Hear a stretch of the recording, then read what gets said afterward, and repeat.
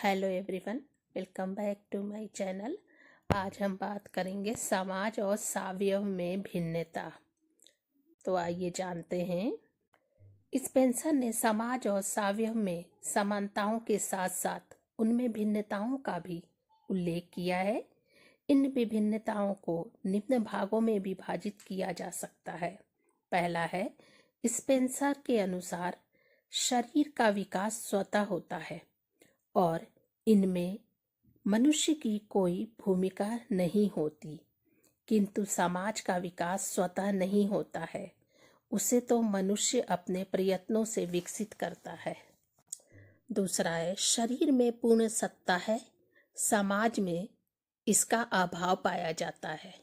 तीसरा है, शरीर के अंग अपने अस्तित्व की रक्षा के लिए जिस प्रकार शरीर पर आधारित है, समाज के अंग इस प्रकार आधारित नहीं है। चौथा है, शरीर के अंग अपने अपने स्थान पर स्थिर होते हैं और इनमें गतिशीलता का अभाव पाया जाता है। समाज के अंग इस प्रकार अपने स्थान पर स्थिर नहीं होते हैं तथा इनमें गतिशीलता पाई जाती है। पांचवा है, शरीर के पास केंद्रीय भूत मस्तिष्क होता है, लेकिन समाज के पास केंद्रीय भूत मस्तिष्क नहीं होता है। शरीर एक ही मस्तिष्क से नियंत्रित होता है, समस्त चिंतन का एक ही केंद्र होता है, जबकि समाज में जितने व्यक्ति हैं उतने ही मस्तिष्क तथा विचार होते हैं।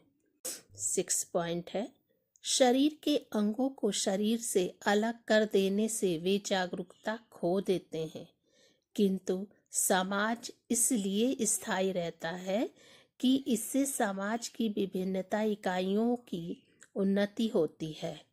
7वां है, शरीर के अंग पूरे शरीर के अस्तित्व के लिए जीवित रहते हैं, किंतु समाज इसलिए स्थायी रहता है कि इससे समाज की विभिन्न इकाइयों की उन्नति होती है। 8वां है, शरीर की संपूर्ण चेतना शक्ति एक बिंदु पर केंद्रित रहती है, किंतु समाज की चेतना शक्ति उसके विभिन्न अंगों में बिखरी हुई होती है। 9वां है, स्पेंसर के अनुसार शरीर के अंग शरीर के लिए है, इसके लिए विपरीत समाज व्यक्ति के लिए है। 10वां है, शरीर महत्वपूर्ण है पर उसके अंगों का अलग से महत्व कम है, जबकि समाज में व्यक्ति अधिक महत्वपूर्ण है और समाज कम महत्वपूर्ण है।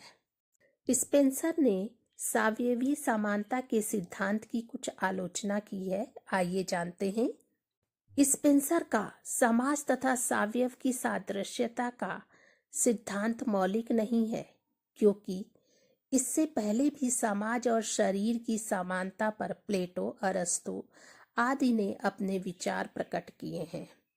स्पेंसर का कहना है कि समाज एक सावयव है, गलत है।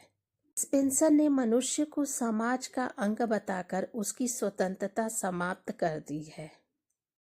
अलंकारी दृष्टि से पहले ही इस समाज की तुलना एक जीवित प्राणी से कर दें, पर वास्तविकता यह है कि दोनों में तात्विक भेद है तथा जो कुछ सादृश्य है वह आंशिक ही है। H.E. वार्नस ने लिखा है कि स्पेंसर का एक सामाजिक सावयवी सिद्धांत रुचिकर अवश्य है, पर सामाजिक प्रक्रियाओं का विश्लेषण करने की दृष्टि से इसका कोई मूल्य नहीं है। मनुष्य एक सामाजिक प्राणी है और समाज से अलग उसका अस्तित्व संभव नहीं है। यदि इस टॉपिक से संबंधित आपको कोई जानकारी चाहिए तो कमेंट बॉक्स में लिखें। धन्यवाद।